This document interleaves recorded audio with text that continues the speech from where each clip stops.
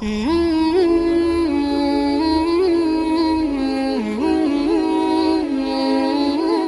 لام را تلك آیات الكتاب المبین إنا أنزلناه قرآنا عربيا لعلكم تعقلون نحن نقص عليك أحسن القصص بما أوحينا إليك هذا القرآن وإن كنت من قبله لمن الغافلين صدق اللہ العظیم۔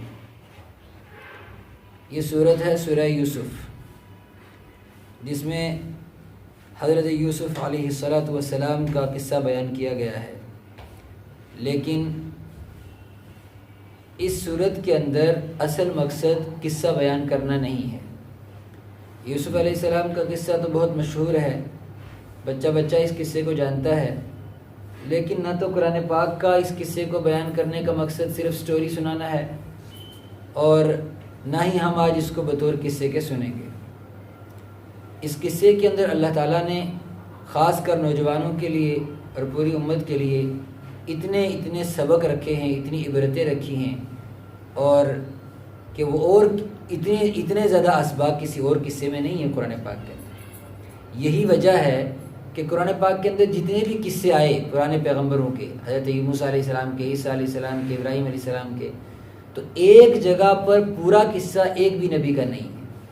صرف قرآن پاک کے اندر ایک حضرت یوسف کا ہی ایک ایسا قصہ ہے جو ایک ہی جگہ کے اندر پورا قصہ ہے۔ باقی یوسف علیہ السلام کا تذکرہ پورے قرآن میں کہیں بھی نہیں ہے، نام ہے کچھ جگہ پر لیکن ان کا قصہ کہیں بھی نہیں ہے۔ اس کے مقابلے میں حضرت موسیٰ علیہ السلام، حضرت عیسیٰ علیہ السلام کے جو قصے ہیں وہ الگ الگ جگہوں کے اندر تھوڑے تھوڑے نقل کیے گئے ہیں، جتنے سے سبق حاصل ہوتا ہے بس اتنا ہی ذکر کیا گیا ہے، کوئی ٹکڑا کسی جگہ پر، کوئی ٹکڑا کسی جگہ پر، اور اس کی وہی خوبصورتی ہے۔ لیکن اس قصے کو ایک ہی جگہ پر جمع کیا گیا اور اس کی یہی خوبصورتی ہے۔ اس کے اندر چونکہ اسباق اور عبرت بہت زیادہ ہے، اس لیے قرآن پاک نے بھی اس قصے کو سب سے اچھا قصہ کہا۔ انا انزلناہ قرآنا عربیا، ہم نے اس قرآن کو عربی قرآن بنا کر اتارا، عربی زبان میں اتارا، لعلکم تعقلون، تاکہ تم زیادہ اچھے سے اس کو سمجھو۔ اس لیے کہ جو چاشنی عربی زبان کے اندر ہے، جو وسعت اس زبان کے اندر ہے، وہ دنیا کی کسی بھی اور زبان کے اندر نہیں۔ نحن نقص علیک احسن القصص، اے نبی ہم آپ کے سامنے سب سے بہترین قصہ بیان کر رہے ہیں، سب سے بہترین۔ تو اس قصے کو اللہ نے بھی سب سے بہترین قصہ قرار دیا۔ یہ قصہ کیا ہے؟ مشہور موٹے طور پر یہ کہ حضرت یعقوب علیہ السلام کے بیٹے ہیں حضرت یوسف علیہ السلام۔ یعقوب علیہ السلام حضرت ابراہیم علیہ السلام کے پوتے ہیں، تو یہ پورا نبیوں کا خاندان ہے۔ حضرت ابراہیم علیہ السلام، حضرت اسحاق علیہ السلام ان کے بیٹے حضرت یعقوب علیہ السلام، ان کے بیٹے حضرت یوسف علیہ السلام۔ تو یہ پوری کی پوری لڑی کون ہے؟ نبیوں کی لڑی ہے، اور پورا خاندان نبوت والا خاندان ہے۔ تو قرآن پاک نے یوسف علیہ السلام کے قصے کو بڑی تفصیل سے بیان کیا ہے، اور اس میں بہت زیادہ اسباق ہیں۔ ہم موٹے طور پر صرف اسباق سنیں گے۔ قصے میں موٹے طور پر یہ کہ حضرت یعقوب علیہ السلام کے 12 بیٹے تھے، ان میں حضرت یوسف علیہ السلام بالکل چھوٹے تھے، ان کے ایک چھوٹے بھائی تھے دوسرے، یہ ایک ماں سے تھے، اور دوسرے 9 جو ہیں وہ دوسری ماں سے تھے۔ حضرت یوسف علیہ السلام بہت چھوٹے بھی تھے، بہت ذہین تھے، بہت خوبصورت تھے، بہت نیک مزاج تھے۔ اسی وجہ سے حضرت یعقوب علیہ السلام بقیہ بیٹوں کے مقابلے میں ان سے محبت کرتے تھے۔ بھائیوں کو حسد ہوا، حسد کی بنیاد پر انہوں نے حضرت یوسف علیہ السلام کو قتل کرنے کا فیصلہ کیا۔ بالآخر قتل کا فیصلہ تو نہ ہو سکا، البتہ انہیں ایک کنویں میں ڈال دیا، وہاں سے قافلے نے اٹھایا اور مصر کے بازار میں جا کر بیچ دیا۔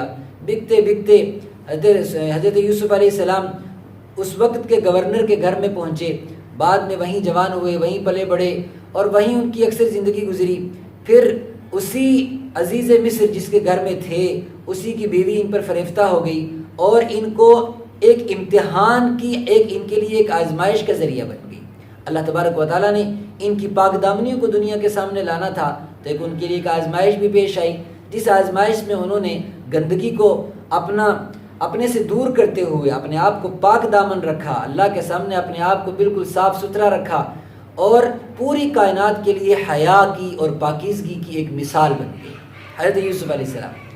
پھر اسی آزمائش کا نتیجہ تھا کہ جیل بھی جانا پڑا، ایک لمبا عرصہ جیل میں کاٹا، لیکن جیل کی زندگی بھی قرآن پاک نے بیان کی کہ وہ جیل کسی مجرم کی حیثیت سے نہیں گئے، اور وہاں پہنچ کر ایک مجرم کے طریقے سے نہیں رہے، بلکہ وہ جب جیل گئے تو ایسے حالات بن گئے تھے، ورنہ بطور مجرم کے نہیں گئے.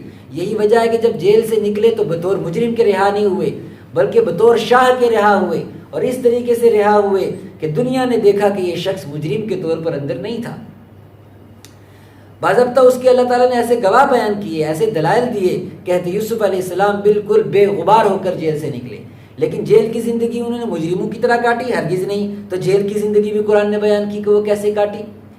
تو یہ ساری بیماریاں، جیسے حسد کی بیماری بھائیوں کو ہوئی، تو یہاں سے سبق ملا کہ حسد کتنی بڑی بیماری ہے.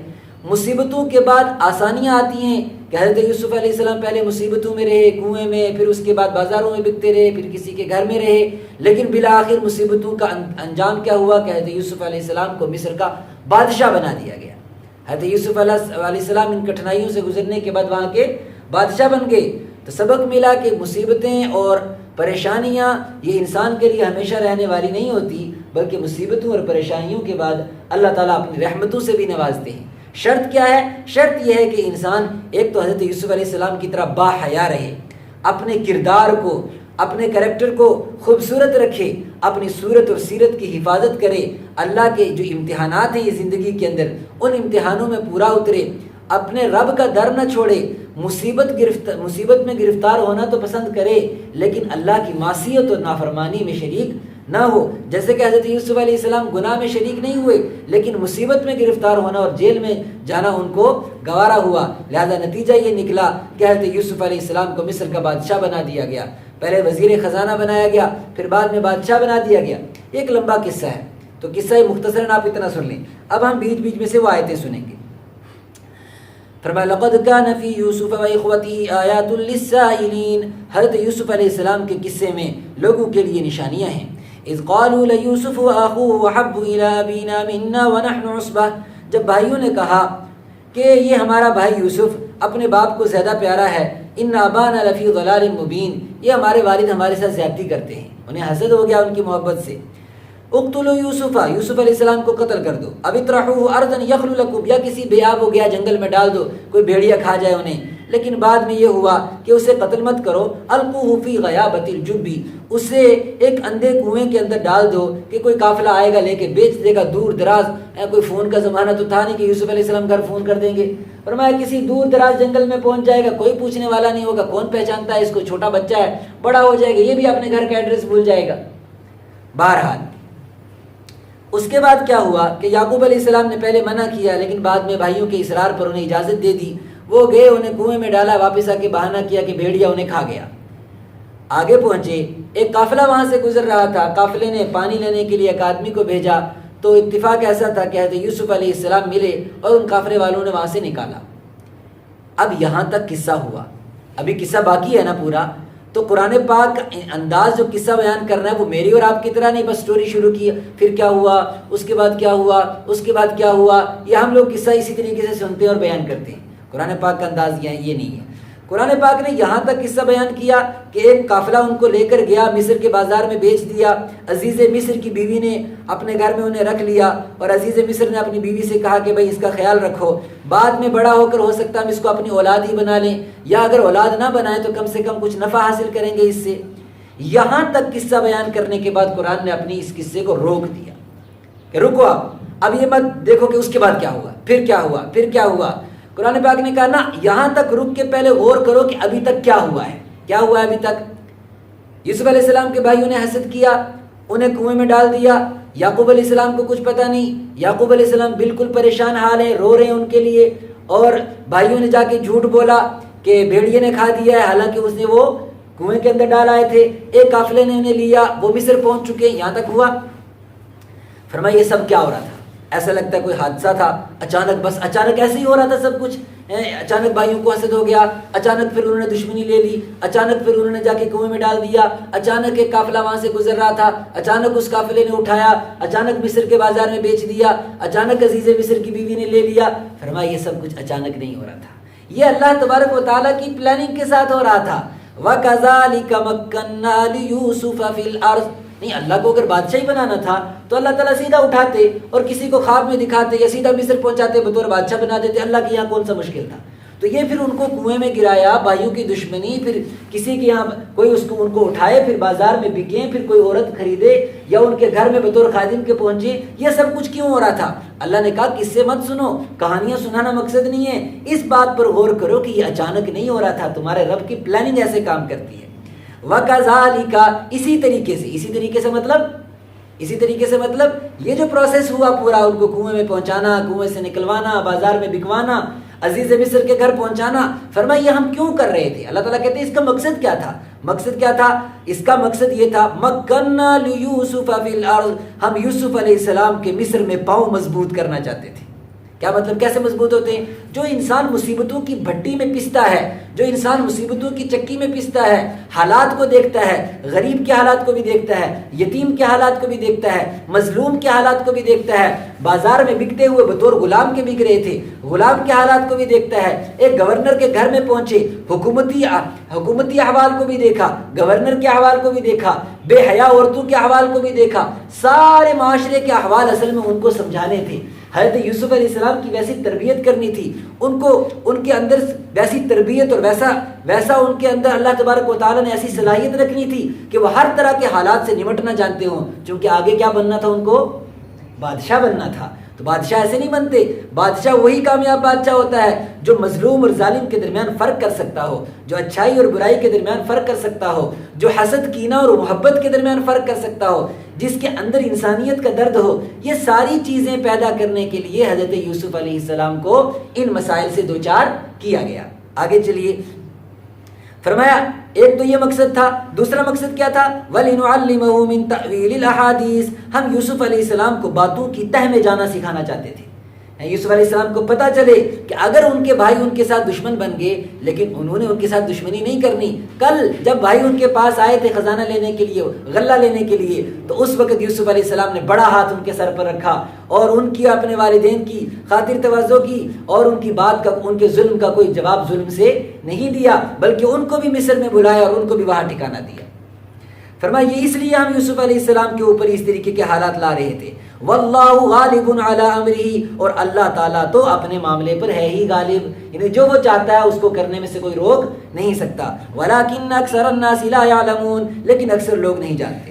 پھر کیا ہوا؟ ولما بلغ اشدہ آتیناہ حکما وعلما، جب یوسف علیہ السلام جوان ہو گئے تو یوسف علیہ السلام کو ہم نے حکمت بھی دی، علم بھی دیا اور پاکیزگی بھی دی۔ اللہ نے اپنی کتاب کا علم دیا، وقت کی شریعت کا علم دیا، اور خاص طور سے کون سا علم دیا؟ خواب کی تعبیر کا علم دیا۔ خواب کی تعبیر کا علم دیا کہ خواب کی تعبیر، آج کل نا بہت سارے لوگ خود اپنی مرضی سے خواب کی تعبیر بتاتے ہیں، یا کسی کو بھی لوگ پوچھ لیتے ہیں۔ نہ ہر آدمی خواب کی تعبیر بتا سکتا ہے، اور نہ ہر آدمی کو خواب کی تعبیر پوچھنی چاہیے۔ اس کے لیے دو تین چیزیں چاہیے، ایک تو علم چاہیے بہت، اور دوسرے نمبر پر تجربہ چاہیے بہت، اور تیسرے نمبر پر تقویٰ اور پرہیزگاری چاہیے بہت۔ اگر یہ چیزیں کسی انسان کے اندر ہیں تو خواب کی تعبیر اسی سے پوچھنی چاہیے۔ تو یوسف علیہ السلام کو اللہ نے خواب کی تعبیر کا علم دیا، لیکن ایسے نہیں راتوں رات دے دیا، کہاں کتنے حالات سے ان کو دوچار کیا، کتنی مصیبتوں میں گرفتار کیا، تب جا کے ان کا ویسا علم اور تجربہ اللہ نے بنایا۔ بہرحال آگے اس آزمائش کا ذکر کر رہے ہیں جو یوسف علیہ السلام کی سب سے بڑی آزمائش تھی۔ کیا؟ وراودته التي هو في بيتها عن نفسه، جس کے گھر میں وہ تھے اسی عورت نے ان کو گناہ کی دعوت دی کہ میرے ساتھ جو ہے بدکاری کرو اور میرے ساتھ گناہ میں شریک ہو جاؤ۔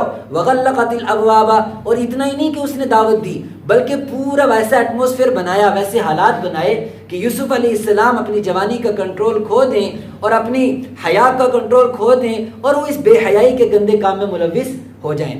وغلقت الابواب وقالت هيت لك، اس نے دروازے بند کر کے کہا کہ تمہیں مکمل اجازت ہے اور تم میرے ساتھ اس بے حیائی میں شریک ہو جاؤ۔ اب نوجوانوں کو بتانا ہے کہ سارے ایٹماسفیئر بنانے کے بعد، پورے حالات بنانے کے بعد، ایک نوجوان جو کہ اپنی جوانی کی دہلیز پر ہے اور بہت خوبصورت ہے، لیکن اللہ کا پاک پیغمبر بھی ہے، اللہ کے نبی بھی ہیں، لیکن انہوں نے اپنی جوانی کی، اپنی پاک دامنی کی کیسے حفاظت کی اور اپنے رب کو ناراض نہیں کیا۔ تو کیا کہا؟ قال معاذ اللہ۔ کتنا بھی حالات گناہ کے بن جائیں، انسان حالات کی وجہ سے گناہ نہیں کر سکتا ایمان والا۔ آج کل لوگ بہت سارے بڑے بڑے گناہ کرتے، کہتے جی سب کر رہے ہیں، بس ماحول ہی ایسا بن گیا اس لیے ہم بھی کر رہے ہیں۔ بھئی آپ فلانے کے ساتھ کیوں اس طریقے سے گفتگو کرتے ہو؟ جی بس ماحول ہی ایسا آج کل، یہ تو کوئی گرل فرینڈ بوائے فرینڈ کا کوئی مسئلہ ہی نہیں ہے اتنا بڑا، یہ کوئی بڑی بات تھوڑی ہے، یہ تم مولویوں کا دماغ خراب ہے، تمہیں پتہ نہیں، تمہارے دل اپنے خراب ہوتے ہیں اس لیے تم ہمیں اس طریقے کی باتیں کرتے ہو۔ فرمایا نا، ایک انسان کی فطرت ہے، جب انسان جوان ہے اور گناہ کا تقاضا ہے تو ظاہر سی بات ہے وہ گناہ کے تقاضے کی طرف جائے گا۔ کسی بزرگ سے کسی نے پوچھا کہ اگر کوئی عورت اور مرد اکٹھے ہوں تو کیا ان کا اکٹھے رہنا ان کو گناہ سے روک سکتا ہے؟ تو جواب دینے والے نے بڑا بہترین جواب دیا، فرمایا اگر بزرگ جو ہیں وہ حسن بصری ہوں اور بزرگ اور وہ اگر مرد حسن بصری ہو اور عورت رابعہ بصریہ ہو اور ان کو ایک جگہ پر جمع کر دیا جائے، نا سوال یہ تھا کہ کیا بالغ مرد بالغ عورت کو پڑھا سکتا ہے؟ کیا بالغ مرد کسی بالغ عورت کو پڑھا سکتا ہے؟ تو جواب دینے والے نے کہا کہ پڑھا سکنے کی بات پوچھتے ہو، اگر رابعہ بصریہ پڑھنے والی ہو اور پڑھانے والا حسن بصری رحمۃ اللہ علیہ ہوں تب بھی وہ فتنے کا شکار ہو جائیں گے۔ آج ہمارے گھروں کے اندر کیا ہو رہا ہے؟ آج ہمارے علاقوں کے اندر کیا ہو رہا ہے؟ کون لوگ کس طریقے سے پڑھا رہے ہیں؟ پڑھانے والا بھی سمجھ رہا ہے کہ میں عبادت کر رہا ہوں، اور ماں باپ بھی سوچ رہے ہیں کہ ہماری بچیاں قرآن پاک پڑھ رہی ہیں مولوی صاحب سے۔ اور قرآن پاک کی جو نیچر ہے، جو قرآن پاک کی شریعت ہے، اس کے خلاف جا کر کون سا دین کا کام ہوتا ہے؟ اس کے خلاف جا کر کون سی تعلیم ہوتی ہے؟ ایسی تعلیم سے تو اچھا ہے اس کو بغیر تعلیم کا رکھا جائے، ایسی تعلیم سے تو اچھا ہے جو گناہ کے اندر ملوث کروائے ان کو۔ تو یہ حالات ایسے بنے، لیکن حضرت یوسف علیہ السلام نے اللہ تبارک و تعالیٰ کے حکم سے معاذ اللہ کی پناہ، انہ ربی، وہ میرا رب ہے، وہ میرا رب ہے، میرے رب نے مجھے دنیا میں رہنے کے لیے، زندگی گزارنے کا ایک موقع دیا ہے، میں اپنے رب کو ناراض نہیں کر سکتا۔ كَذَلِكَ لِنَصْرِفَ عَنْهُ السُّوءَ وَالْفَحْشَاءَ وَلَقَدْ هَمَّتْ بِهِ، لیکن جب انہوں نے ارادہ کیا تو اللہ تعالیٰ نے بھی ان کا دل مضبوط کر دیا۔ وَلَقَدْ هَمَّتْ بِهِ وَهَمَّ بِهَا، اس عورت کا تو پختہ ارادہ تھا ہی، وَهَمَّ بِهَا لَوْلَا أَن رَأَىٰ بُرْهَانَ رَبِّهِ، اگر اللہ حضرت یوسف علیہ السلام کی مدد نہ کرتے اور اللہ ان کے دل کو روشن نہ کرتے تو انسان ہونے کی حیثیت سے حضرت یوسف علیہ السلام بھی اس گناہ میں ملوث ہو جاتے۔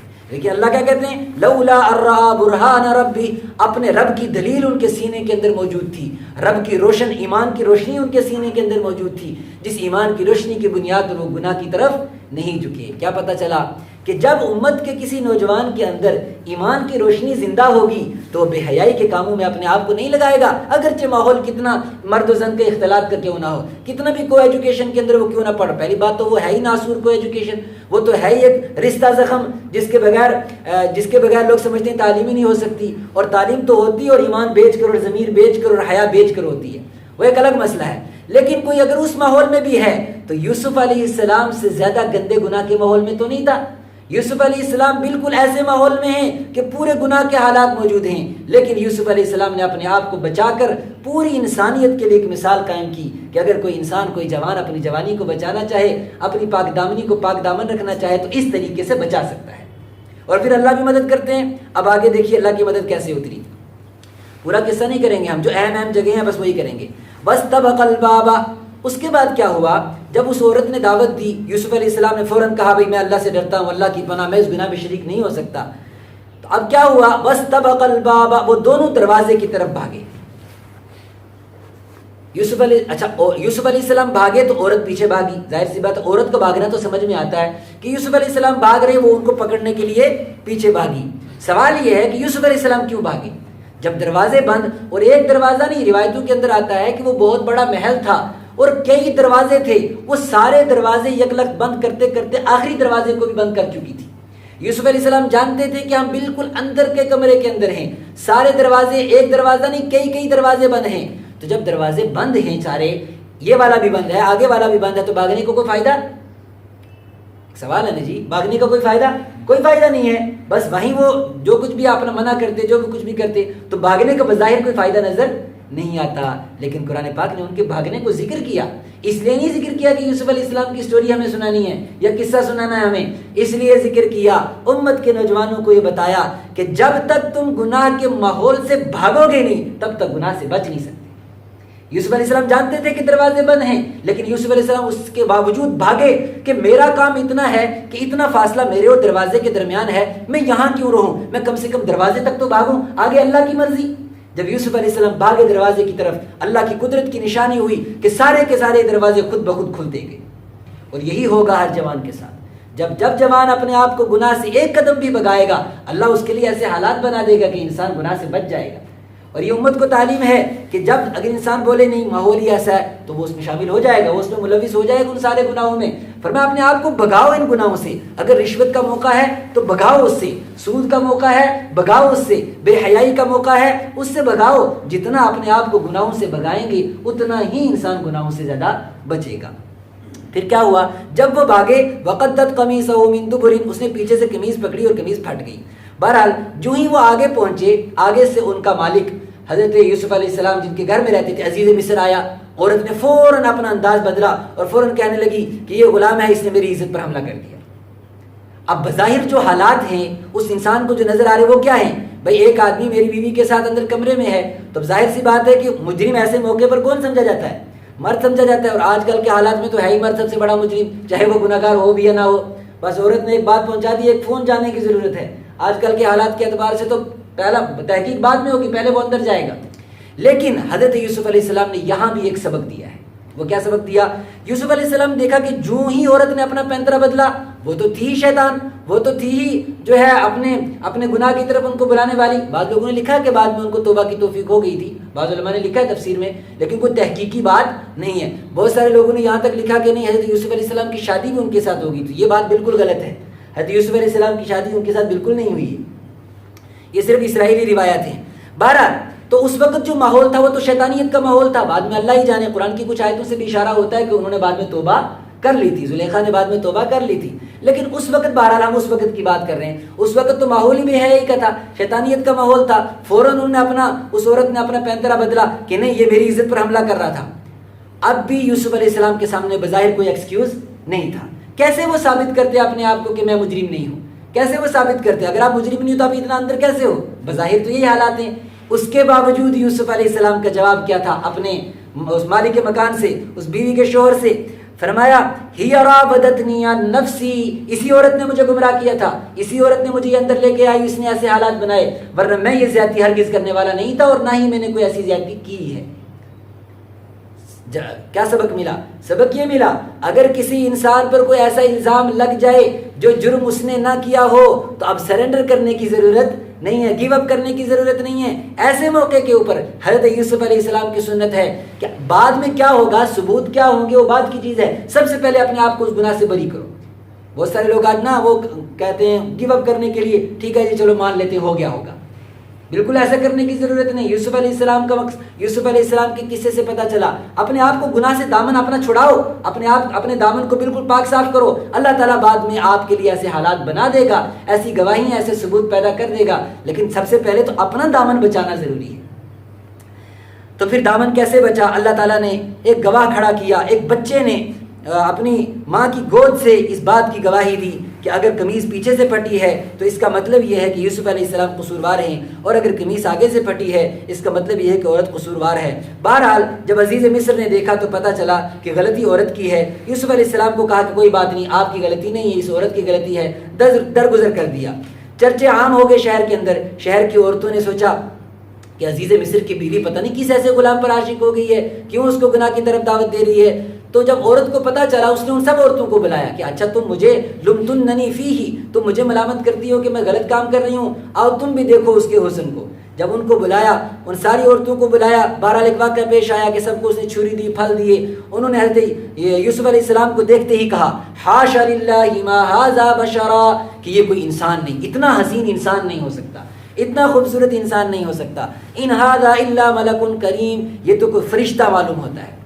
یہاں سے بھی یہ پتہ چلا کہ یوسف علیہ السلام کی جو امیج ان عورتوں نے بنائی وہ یہ بنائی کہ یہ ایک پاک دامن ان کی خوبصورتی سے متاثر نہیں ہوئی بلکہ ان کی خوبصورتی سے متاثر ہوئی۔ اگر خوبصورتی سے متاثر ہوتی تو خوبصورتی میں مثال دی جاتی، بھائی چاند کی طرح ہے مثال کے طور پر، یا کسی اور خوبصورت چیز کی طرح ہے۔ ان عورتوں نے کیا کہا؟ یہ تو کوئی معزز فرشتہ لگتے ہیں، یہ کوئی معزز فرشتہ لگتے ہیں۔ اس کا مطلب یہ ہے کہ ان کو احساس ہو گیا کہ یہ انسان گناہ کی طرف جانے والا نہیں ہے۔ خوبصورت تو ہیں اپنی جگہ پر، خوبصورت ہونے کے ساتھ ساتھ ان کی سیرت بھی فرشتوں جیسی ہے، یہ انسان گناہ کی طرف نہیں آ سکتا۔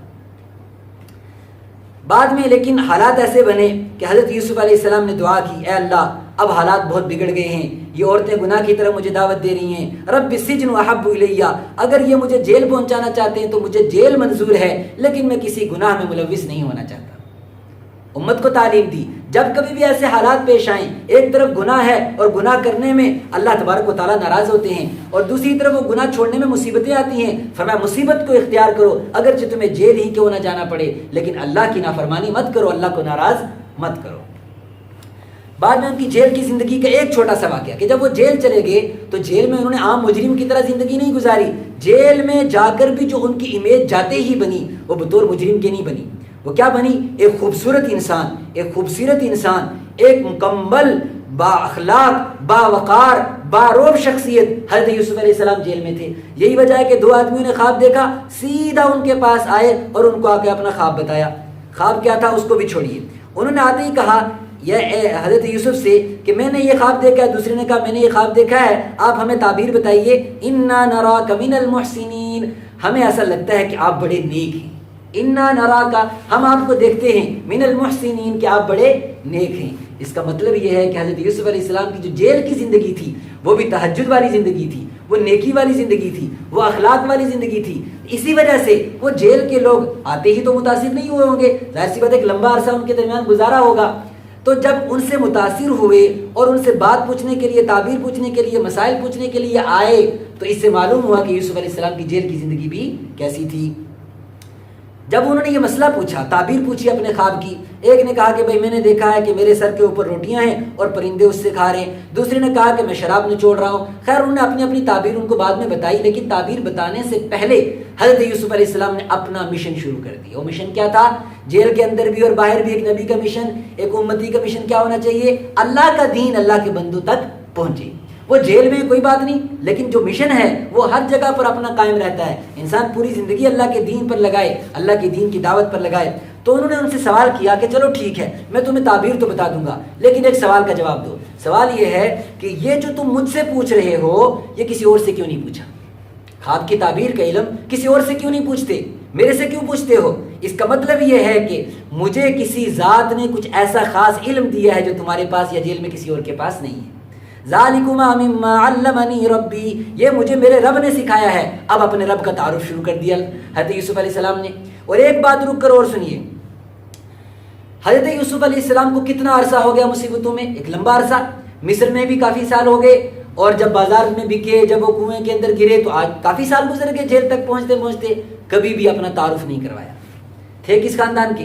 حضرت یوسف علیہ السلام حضرت یعقوب کے بیٹے، حضرت اسحاق کے پوتے، حضرت ابراہیم کے پڑپوتے، یہ تینوں لوگ اس وقت کے پوری مملکت کے اندر معروف مشہور نبی ہوا کرتے تھے۔ حضرت یعقوب کا خود بہت بڑا نام تھا، مصر تک سب لوگوں کے چرچے تھے، لیکن حضرت یوسف نے کبھی اپنا تعارف، اپنا انٹروڈکشن نہیں کروایا۔ لیکن آج جب اللہ کے دین کی دعوت دینے لگے تو اپنا انٹروڈکشن کروایا۔ وَاتَّبَعْتُ مِلَّةَ آبَائِي إِبْرَاهِيمَ وَإِسْحَاقَ وَيَعْقُوبَ، میں نے ساری دنیا کا دین چھوڑا، میں کافروں کے دین پر نہیں ہوں، میں مشرکوں کے دین پر نہیں ہوں۔ اگر میں مشرک ہوتا تو یہ تعبیر کا علم مجھے نہ آتا۔ میں اللہ پر ایمان رکھتا ہوں، حضرت ابراہیم، حضرت اسحاق اور حضرت یعقوب کی تربیت یافتہ اور ان کے گھرانے کا بچہ ہوں۔ یہ حضرت یوسف نے اپنا تعارف کروایا۔ ما کان لنا ان نشرک باللہ من شیء، ہم اللہ کے ساتھ کسی کو شریک نہیں ٹھہراتے۔ اب ان کو سمجھا رہے ہیں، یا صاحب السجن، اے میرے جیل کے ساتھیو، ارباب متفرقون خیر، یہ جو الگ الگ تم نے جو رب بنائے ہوئے ہیں وہ زیادہ بہتر ہیں یا ایک اللہ جس نے مجھے علم دیا، جس نے جو ایک ہے جو تنہا ہے، اور یہ جو تم جن بتوں کی تم عبادت کرتے ہو یہ تو چند نام ہیں جو تم نے خود اپنے منہ سے گڑھ لیے ہیں۔ بہرحال وہاں پر انہوں نے حضرت یوسف علیہ السلام کی جیل کی زندگی کی دعوت کا ایک واقعہ بیان کیا گیا ہے۔ اس کا مطلب یہ ہے کہ مسلسل ان کی زندگی اسی دعوت کے مشن پر، اسی اللہ کے دین کی دعوت دینے پر جیل میں بھی گزرتی تھی۔ اب وقت آیا رہائی کا۔ رہائی میں کیا ہوا؟ انہی دو میں سے ایک کو چونکہ سولی ہونی تھی وہ تو مر گیا، اور دوسرے کی آزادی تھی اس خواب کی تعبیر کہ وہ آزاد ہو جائے گا۔ جب وہ آزاد ہوا اس نے جا کے اپنے بادشاہ سے تذکرہ کیا، بیچ میں کافی تقریباً علماء کی تفسیر کے مطابق 8 سال کا فاصلہ گزرا۔ اس نے جا کے بادشاہ سے تذکرہ کیا، بادشاہ نے کہا اتنا بڑا عالم، اتنا نیک نوجوان، یہ کون ہے جیل میں اور یہ جیل میں کیوں ہے؟ اس کے حالات کی تحقیق کرو۔ پرانی فائلیں کھولی گئی، اس کیس کو دوبارہ ریڈ کیا گیا اور پتہ چلا کہ یہ ایسے کیس میں ایک نوجوان اندر کئی سالوں سے ہے۔ انہوں نے کہا کوئی بات نہیں، ساری فائلیں کلوز کر دو، کوئی کیس نہیں ہے، ان کو لے کے آؤ میرے پاس، ہم ان کو خزانے کے اندر جگہ دیں گے، ان کو بادشاہت کے اندر جگہ دیں گے، وہ تو امت کے فائدے کی چیز لے کر آئے گا۔ اور چونکہ بادشاہ نے خواب دیکھا تھا، اس خواب کے اندر جو خواب کی تعبیر تھی وہ تعبیر حضرت یوسف علیہ السلام نے دی، اور اس تعبیر کی بنیاد پر ملک کرائسس سے بچ گیا۔ اور ایک بہت بڑے قحط سے بچ گیا. تو بادشاہ کو بڑا اچھا لگا. بادشاہ نے کہا کہ لاؤ ان کو. اب آئے بادشاہ کے لوگ ان کے پاس، میں نے بیچ میں سے بہت سارا چھوڑ دیا ہے. جب بادشاہ کے لوگ ان کے پاس آئے حضرت یوسف علیہ السلام کے پاس، یوسف علیہ السلام نے کہا نہ، ایسے میری فائل کو کلوز نہیں کیا جا سکتا. اگر ایسے فائل کو کلوز کر دیا جائے گا تو کل دنیا یہ کہے گی کہ یہ جو یوسف جیل سے آئے ہیں مجرم تھے، بادشاہ نے احسان کیا ہے اس لیے آج آ کر بادشاہ بن گئے ہیں، یا اس لیے آ کے بادشاہ کے قریبی ہو گئے ہیں، تو بادشاہ کے فیور کی وجہ سے یہاں تک پہنچے ہیں. میں ہرگز ایسی رہائی قبول نہیں کرتا. جاؤ پہلے جا کے پورے کیس کو ریڈ کرو اور سارے مجرموں کو سامنے لاؤ، میرے کیس کی تحقیق کرو، تب میں جیل سے باہر نکلوں گا. پھر وہی ہوا. بادشاہ نے ان عورتوں تک پیغام پہنچایا، ما بال النسوة اللاتي قطعن ایدیہن، ان عورتوں نے اقرار کیا. قالت امرأة العزیز الآن حصحص الحق، عزیز کی بیوی نے بھی کہا کہ اب تو سب باتیں واضح ہو چکی ہیں، اب دنیا کو پتہ چل چکا ہے. انا راودته عن نفسه، میں نے ہی اس کو اپنے نفس سے بہکایا تھا اور میں نے ہی اس کو خیانت کرنے کے لیے کہا تھا. وہ خیانت کرنے والے نہیں ہیں، وہ پاک دامن ہیں، وہ نیک ہیں اور اللہ تبارک و تعالیٰ کے برگزیدہ بندے ہیں، اس لیے میرا ان کے اوپر کوئی الزام نہیں ہے. جب بالکل صاف شفاف ہو گئے پھر حضرت یوسف علیہ السلام کو جیل سے نکالا گیا. بعد میں حالات ایسے بنے کہ وہ بھائی جو تھے بھائی بھی واپس آئے اور وہاں کے حالات، ان کے گھر کے حالات اچھے نہیں رہے اور وہ مصر پہنچے غلہ لینے کے لیے. اتفاق ایسا تھا کہ وہاں پر حضرت یوسف علیہ السلام اتنے عرصے میں وزیر خزانہ بن چکے تھے. وزیر خزانہ کیوں بنے؟ اور بھی بہت ساری پوسٹیں تھیں. انہوں نے بادشاہ کو کہا کہ اگر آپ کو مجھے حکومت میں لانا ہے تو آپ مجھے وزیر خزانہ بنائیے. اجعلنی علی خزائن الارض، مجھے وزیر خزانہ بنا دیجیے. انی حفیظ علیم، ایک بہت باریک بات ہے. فرمایا میں اس لیے نہیں وزیر خزانہ بننا چاہتا کہ خزانے پر میرا قبضہ ہو جائے اور پھر میں 4 دن میں کوٹھیاں بناؤں، 4 دن میں بڑی بڑی گاڑیاں خریدوں، بس خزانہ میرے ہاتھ میں ہے اور مجھے کیا لینا دینا ہے. فرمایا اس لیے نہیں. یوسف علیہ السلام نے کہا انی حفیظ، میں خزانے پر اس لیے بیٹھنا چاہتا ہوں کہ میں حفاظت کرنے والا ہوں، علیم، اور جانتا ہوں کہ خزانے کا استعمال کیسے کرنا ہے. یہ 2 بڑی باتیں ہوتی ہیں. حکومت چلانے کے لیے 2 چیزیں انتہائی ضروری ہیں. نمبر 1 یہ کہ انسان امانت دار ہو، اور سرکار کے خزانے کو بیکار کی چیزوں میں نہ لگائے اور ان چیزوں میں لگائے جو پہلے ضرورت ہیں. کچھ چیزیں ایسی ہوتی ہیں جو وقتی ضرورت نہیں ہوتی. بھائی انسان خزانہ لگا رہا ہے، بڑے بڑے سینما ہال بنا دو جو لوگ فلمیں دیکھیں گے.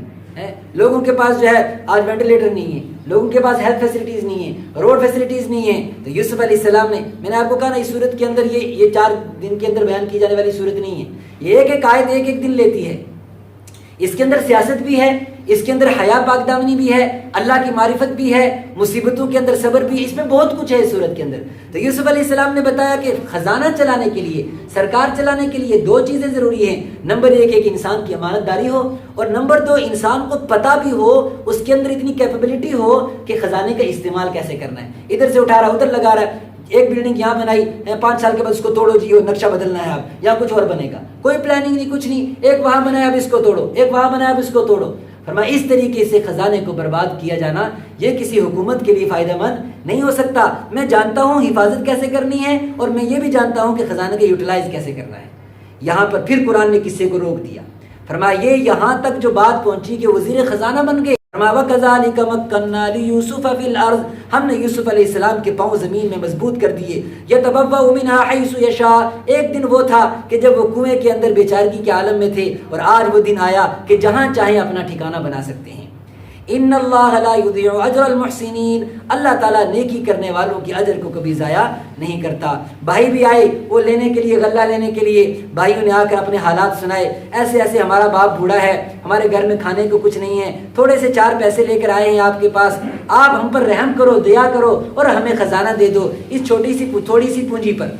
بس وہ آیت سنیے. اب جب وہ وہاں پہنچے، بھائی جب پہنچے تو دیکھا انہوں نے حضرت یوسف علیہ السلام نے کہ سارے بھائی آئے ہیں، لیکن جو میرے ماں سے میرا جو چھوٹا بھائی ہے بنیامین وہ ساتھ میں نہیں ہے. انہوں نے بھائیوں کو پوچھا کہ تم کتنے بھائی ہو، تھوڑا سا تعارف کیا. انہوں نے کہا کہ ایک چھوٹا بھائی ہمارا ہے. اس کو کیوں نہیں لے کر آئے؟ کہنے لگے وہ چھوٹا ہے، گھر میں والد کے ساتھ ہے اس لیے نہیں آیا. حضرت یوسف علیہ السلام نے کہا نہیں، اگلی مرتبہ جب آؤ گے تو میں زیادہ دوں گا، لیکن اسی شرط پر دوں گا کہ اس چھوٹے بھائی کو بھی ساتھ لے کر آؤ گے.